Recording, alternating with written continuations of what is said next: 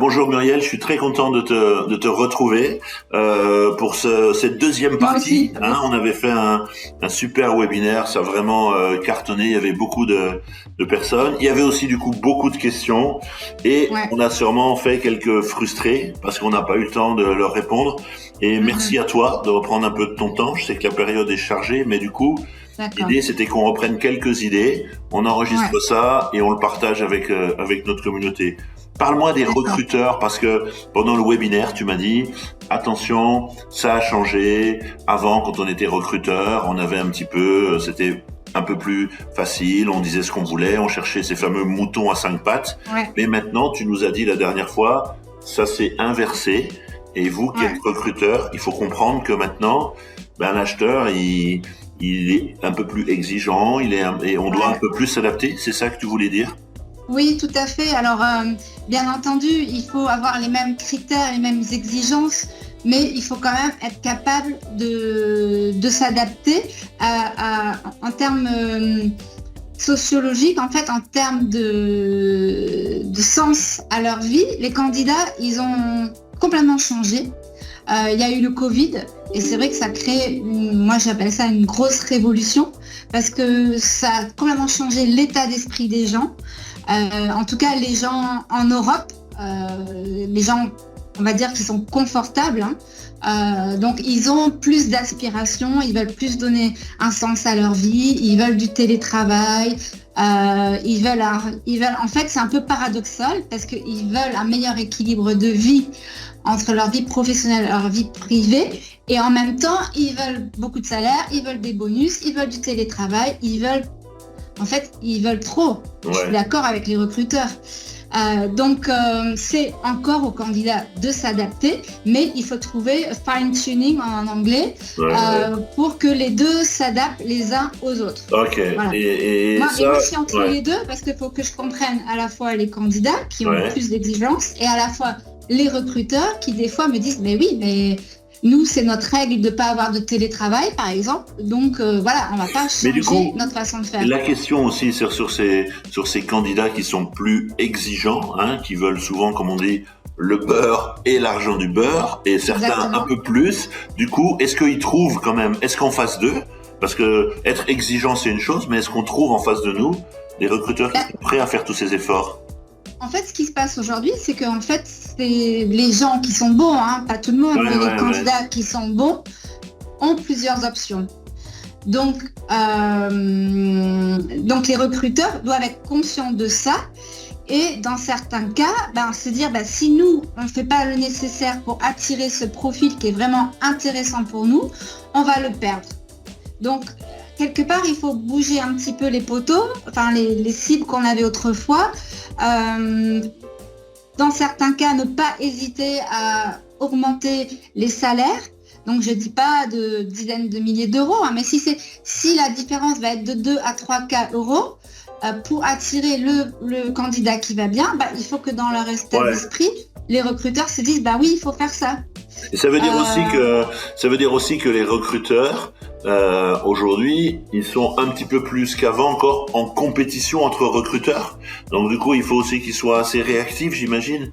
Oui. Donc il faut être très rapide. Il faut absolument que les recruteurs puissent nous aider avec Charisma. On doit travailler en équipe pour faire un process rapide. Parce que c'est du timing le recrutement en fait. Donc si on loupe les candidats au moment où ils postulent, à partir du moment où ils postulent, il faut vraiment dérouler le tapis rouge en fait, que ce soit nous Charisma ou que ce soit nos clients, pour leur donner l'eau à la bouche par rapport à l'offre, leur expliquer que c'est vraiment un bon changement dans leur carrière. Plein d'avantages pour se monter en compétences, pour avoir un CV encore plus costaud, plus international, avec plus d'expertise achat, avec très bientôt du management. Donc voilà, leur donner envie par rapport à tout ça et tous ensemble en équipe, donc c'est-à-dire Charisma, les RH de nos clients et les opérationnels de nos clients travaillent en équipe pour que le candidat comprenne qu'il s'engage dans un poste vraiment intéressant, avec des challenges, avec de la mobilité possible. Voilà, et du fun aussi, il faut jamais oublier ça. Ah ouais, ça j'avais bien aimé cette partie-là que tu avais déclarée, c'est de dire mais c'est un chouette moment que de recruter. Donc du coup, envoyer aussi de la bonne énergie, ça doit être, les gens ils veulent aussi prendre du plaisir. Après on est dans un travail, mais on est quand même là pour passer du temps ensemble. C'est ça que tu... Et ça aussi tu le vois des fois qu'il y a ces différences par rapport à ce fun là dont tu parles. Ah ben c'est certain. C'est certain qu'aujourd'hui les jeunes de plus de 25 ans, entre 25 et 35, si on regarde cette tranche-là, c'est sûr qu'entre un manager qui les aura fait un petit peu sourire et un manager qui serait un peu coincé, pour dire ça familièrement, il va choisir celui avec qui... Puis même, c'est une culture d'entreprise. Ouais. Et de la même façon, on peut dire que les recruteurs voient aussi dans les candidats ceux qui correspondent à leur culture d'entreprise. Ouais. Moi, j'ai le cas d'une personne qui recrutait et qui m'a dit mais nous en 2 minutes avec notre équipe on sait si cette personne elle fit à notre culture ou pas, alors que moi je passe des heures à évaluer les gens et on me dit ça m'avait choqué. Et donc ça va dans les deux sens. Oui, c'est ça. On se choisit en fin de compte. Exactement. Donc ça, il y a beaucoup bien sûr d'objectifs par rapport à est-ce que le candidat y remplit toutes les cases qu'on a mis en place. Mais il y a beaucoup de subjectifs et c'est ça notre rôle aussi à Charisma, c'est de dire que voilà, peut-être en termes d'expertise métier, tout n'est pas là, mais si c'est compensé par une énorme envie de travailler pour vous, par beaucoup de niaque, par beaucoup de communication, une aptitude à communiquer et à donner envie, parce que c'est toujours la même chose. Est-ce que cette personne elle va donner envie à nos prescripteurs, à nos stakeholders de travailler avec lui, ou est-ce qu'au contraire on va faire le bypass parce qu'il nous gonfle, il nous empêche toujours de faire des choses, donc ça va pas le faire. Voilà, donc c'est toujours, ça va dans les deux sens, c'est toujours pareil. Et ce qui est intéressant dans notre métier, c'est qu'on est à l'interface. Et on se dit, voilà, est-ce que ces deux personnes vont s'aimer? Est-ce que ça va durer? Est-ce que ça va être une longue histoire d'amour? Ou est-ce que ça va pas durer 6 mois? Et voilà, tout est là. Alors du coup, on se dit, il y a toute cette phase de recrutement avec sûrement un peu plus d'agilité, de mettre en avant tout ce qui est important, que ce soit pour le recruteur, pour l'acheteur, etc.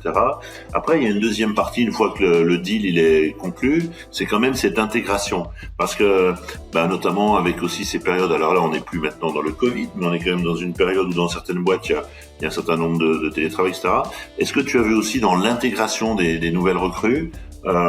Des fois, j'entends des gens qui me disent on n'a pas été très bon, du coup, on s'est pas assez occupé de lui, ou on n'a peut-être pas passé assez de temps. Et moi, je dis aussi. Ça fait plaisir que des gens se rendent compte de ça, en tout cas, parce que tu le vis aussi. J'ai l'impression qu'ils s'en rendent compte. Voilà, c'est important que tu parles de ça, parce que du coup, l'intégration, c'est une zone cruciale aussi. Tant qu'on n'a pas réussi cette partie-là, c'est ça? Bien sûr. Alors, en fait, il faut se rendre compte que tout le monde n'est pas un bon manager. Et ce qui va donner envie aux recrutés de rester, c'est d'avoir des managers qui vont leur donner envie et qui vont les former, qui vont passer du temps avec eux, qui vont les coacher, qui vont leur expliquer, qui vont leur montrer la vision. Alors c'est vrai que d'un autre côté, les recruteurs, ils veulent des gens autonomes tout de suite. Mais il faut quand même un minimum de coaching pour expliquer le contexte. C'est des grosses entreprises, c'est compliqué. Donc il faut que les recruteurs, quelque part, soient généreux avec leur temps et expliquent les choses sans se fâcher et en permettant une petite marge d'erreur parfois. Voilà. Mais je comprends aussi les recruteurs d'avoir envie de personnes qui vont tout de suite comprendre, être fut-fut, être synthétique, être curieux en posant les bonnes questions et avoir l'esprit d'analyse et un esprit de synthèse qui va faire en sorte que les gens ils vont dépoter rapidement. Ouais. Donc, mais bon, il y a quand même du temps à passer avec certaines personnes qui connaissent pas le contexte. Ouais, d'autant plus que cette phase d'intégration, moi j'ai pris conscience de ça il y a quelques temps maintenant, c'est qu'elle est très sensible parce que un candidat qui vous rejoint, qui a signé, il est souvent, comme tu dis, notamment les meilleurs d'entre eux, dans plein de processus qui ont démarré en même temps. Et quelquefois, c'est un peu comme Parcoursup, hein, c'est-à-dire qu'on peut avoir signé le truc, mais si entre-temps, il y a une offre où j'étais un peu en liste d'attente, j'attendais la réponse, clac, la réponse, elle arrive, et mon intégration se passe bien. Moi, je vois de plus en plus, en tous les cas plus qu'à une époque, des candidats qui viennent d'arriver et qui, du coup, partent en pleine période d'essai. Ah, t'as remarqué ça? Pas trop. Ça veut dire que le job il est bien fait. Parce que là, ça serait catastrophique. Ouais. Mais en fait, je pense que là, je peux te dire ce qui fait un peu notre force chez Charisma, c'est qu'on justement on fait attention à ce que ça se passe pas, ça, parce que c'est-à-dire que quand vous avez signé, vous continuez à accompagner un peu le candidat pendant ses premiers temps, savoir comment ça se passe. Oui, mais comme nous, on a fait le travail nécessaire pour qu'il y ait une bonne adéquation. Et qu'on ait vérifié que justement le candidat il n'a pas d'autres pistes, qu'il ne va pas nous claquer entre les doigts, comme je dis. Donc on prend quand même pas mal de sécurité pour que ça ne se passe pas. Ouais. Et je touche du bois, ça ne nous arrive pas qu'une fois que la personne elle a signé une promesse d'embauche, qu'elle parte ailleurs. C'est vraiment, ça a dû m'arriver une fois dans ma vie. Ouais. Donc voilà, donc c'est parce qu'on fait ce travail amont de bien vérifier les motivations des gens. Je leur pose toujours la question, est-ce que vous avez d'autres pistes? Alors bien sûr, c'est de bon ton de dire oui, parce que sinon ça montre qu'on n'est pas bon. Donc les gens ils disent toujours oui, mais je creuse. Je dis voilà, elles sont où, dans quel secteur, c'est quel type de poste, c'est à quel endroit. Et comme ça, je finis par comprendre, je tire un peu les verres du nez de la personne et je finis par comprendre, est-ce que c'est vrai et est-ce qu'elle est vraiment intéressée par mon poste ou pas. De toute façon, avec l'expérience, on sait tout de suite les gens qui sont motivés ou pas. On le sait, on le sent. Si la personne elle vous dit par exemple, si jamais vous avez d'autres postes que celui-là, ça m'intéresse. Quand on me dit ça, je dis bon, ok. C'est qu'il n'est pas intéressé. Pas intéressé.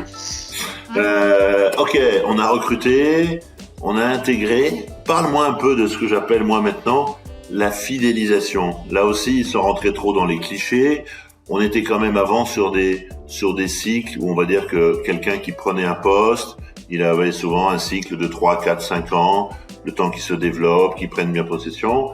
Et du coup, voilà, là aussi, j'ai le sentiment, ou alors est-ce que c'est parce que j'ai fait des mauvaises rencontres ces derniers temps, que maintenant, on a des personnes qui peuvent quitter ce poste plus tôt. Avant, on arrivait au bout de ce cycle, on devenait un peu impatient, on en parlait à son manager, et puis si rien ne se passait, on allait voir ailleurs. Maintenant, j'ai le sentiment que ça déclenche plus vite. Est-ce que pas forcément? Comment tu vois ça? Pardon de te couper, mais c'est vrai que quand on regarde les CV d'aujourd'hui, c'est des périodes de maximum 3 ans dans la même entreprise. Ça n'a rien à voir avec autrefois, on pouvait rester dans la même entreprise toute sa vie. Aujourd'hui, les personnes restent maximum 3 ans parce qu'en fait, elles profitent de changer pour demander une augmentation. Donc, mon message aux recruteurs, c'est de leur dire, si vous voulez pas que les gens partent pour gagner plus, faites en sorte de les augmenter comme il faut pour pas qu'ils aillent ailleurs. Ouais. Tu dis que souvent le changement il est lié à une volonté d'augmentation et que souvent c'est presque plus simple du coup de changer d'entreprise que d'être augmenté là où on est. Bien sûr. Donc du coup mon message aux recrutés, aux candidats, c'est de leur dire avant de changer, allez voir vos recruteurs actuels et expliquer la situation en disant écoutez, moi je m'y retrouve plus tellement dans le salaire que j'ai aujourd'hui parce que je sais que mes anciens collègues d'école aujourd'hui, c'est souvent ça ce qui se passe, gagnent plus que moi, donc je sais qu'il y a un truc qui va pas. Donc allez les voir vos RH actuels, expliquez ça et dites écoutez, moi je suis chassée par ailleurs, donc si vous voulez me garder, c'est un peu grosse tête de dire ça, mais moi j'aimerais beaucoup rester avec vous. En fait, il faut continuer à séduire votre actuel employeur en disant écoutez, moi je suis super content avec vous, ça se passe très bien, j'ai pas de raison de partir, mais en revanche, je constate que mes collègues qui sont de la même année de moi, de ma promo, ils gagnent plus ailleurs.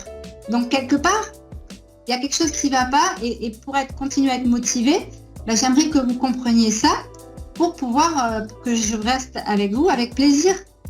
Alors, c'est facile à dire, c'est beaucoup plus difficile à faire, je pense. Mais il faut absolument donner la chance aux recruteurs actuels de vous garder avant de partir sans même leur avoir dit que vous regardez ailleurs. C'est pas correct. Qu'est-ce que tu penses aussi en termes de parcours? Tu sais, je vois de plus en plus, alors on sait que le marché, il est favorable, même si je pense que pour ces structures, tu sais, les sociétés de délégation sur le thème des achats, les consultants qui mettent à disposition chez des clients. Et à une époque, on disait aux acheteurs, tiens, c'est pas mal de bosser dans ces boîtes parce que tu peux découvrir différents horizons. Bon, en vérité, généralement, ils sont placés chez un client et ils voient pas beaucoup d'autres horizons. Mais du coup, on sent quand même qu'il y a des attentes, il y a des besoins importants et que ces grandes sociétés de mise à disposition, elles souffrent aussi parce qu'il faut trouver les bons candidats, les retenir, etc. Comment alors côté candidat aujourd'hui, est-ce que tu conseillerais aussi à des acheteurs de passer par ces parcours-là? Qu'est-ce que tu en penses? Déjà, moi je pense que pour être consultant, c'est un certain état d'esprit. Donc toi-même, Fabrice, tu es consultant. Moi, je suis consultant d'une certaine façon. Donc déjà, il faut comprendre que quand on est consultant, on est dans une petite structure. Il faut avoir une mentalité, un état d'esprit d'auto-entrepreneur.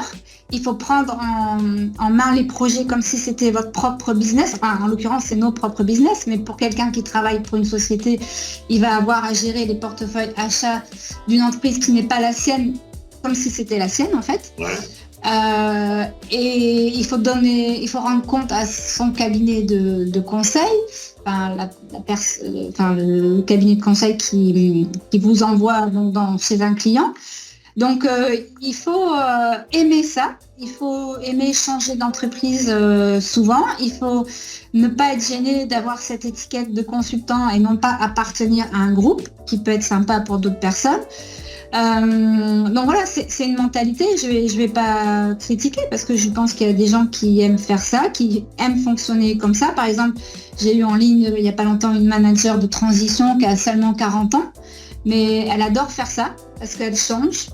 Elle a des challenges importants, il faut conduire le changement. Donc encore une fois, c'est un état d'esprit, c'est une façon d'être qui ne correspond pas à tout le monde.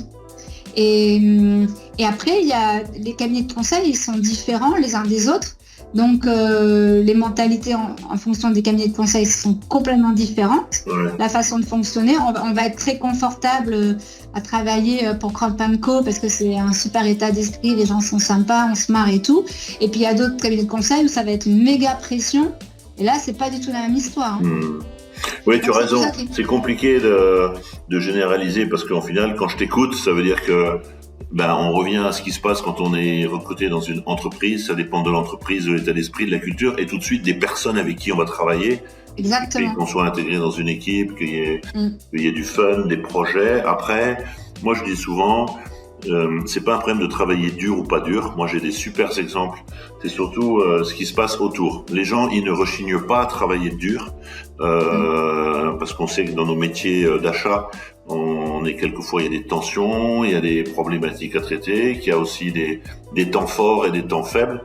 Mais en effet, on travaille plus facilement de manière un peu intense quand on est aussi avec des gens, on se respecte, il y a de la solidarité, on a envie de faire le job, quoi. Il y a du fun.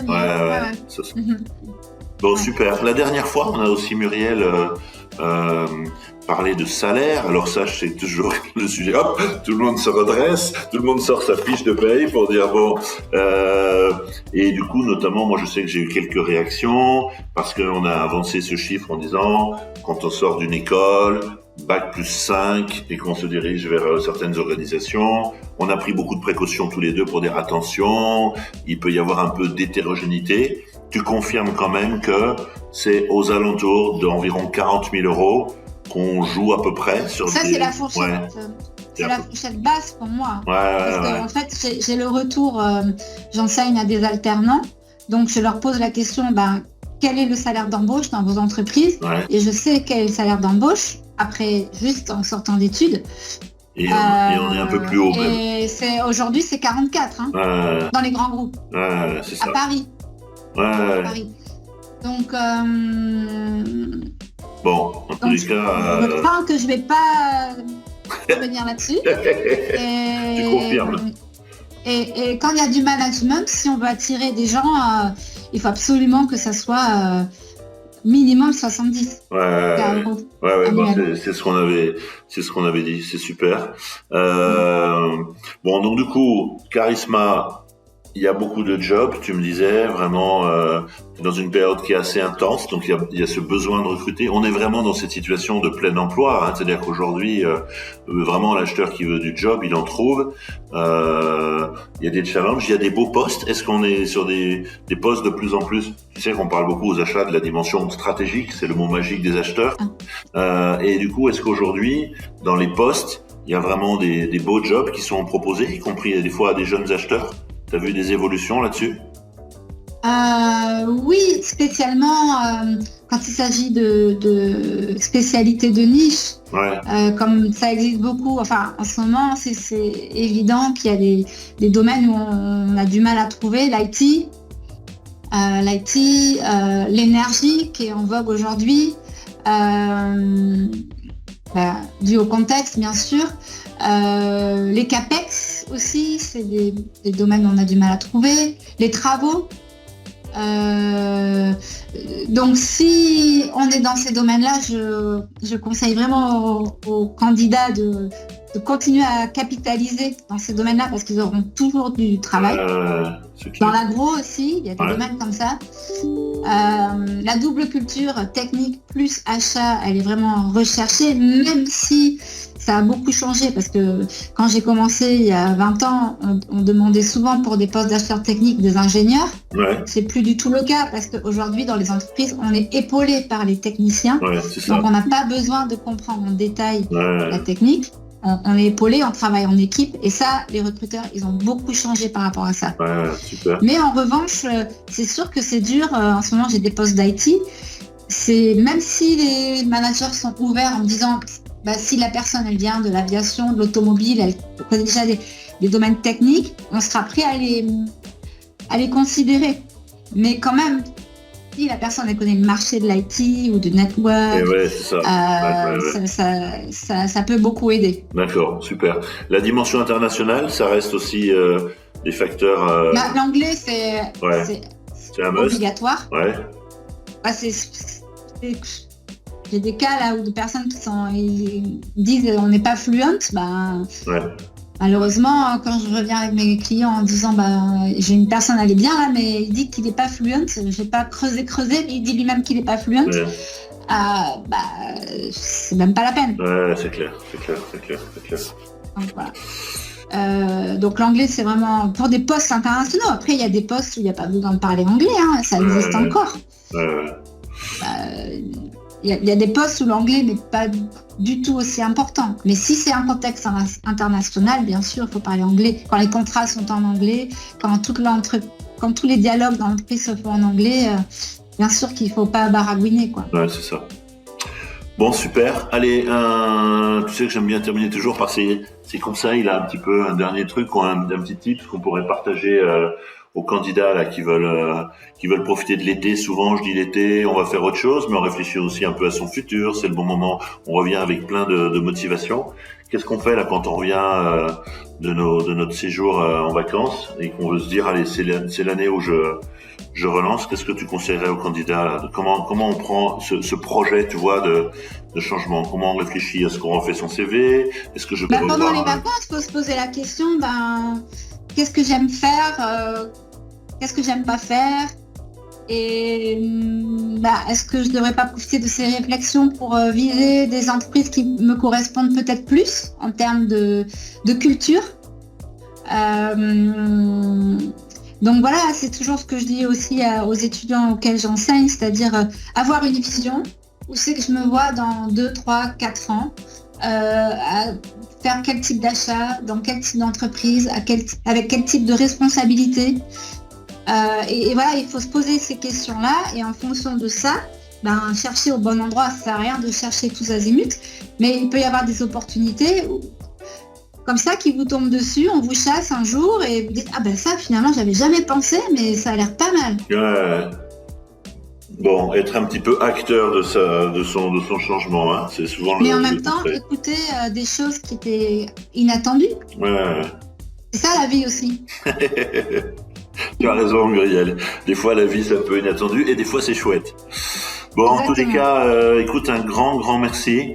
Je t'en prie, merci à toi. Ce petit bonus là qu'on va mettre en ligne. Si vous voulez joindre Muriel, si vous nous écoutez, en bas de la vidéo, vous retrouverez les coordonnées. C'est Charisma. Si vous tapez Charisma Purchasing, vous allez forcément tomber sur Muriel. Les réseaux sociaux, Muriel Crichton. Puis écoute, passe un bel été. On reste Merci. en contact. Et à très Merci bientôt. encore Fabrice, passe un bel été toi aussi. Et n'hésitez pas à me contacter si vous avez des besoins, tant en tant que candidat qu'en tant que recruteur. Vous serez les bienvenus. Génial.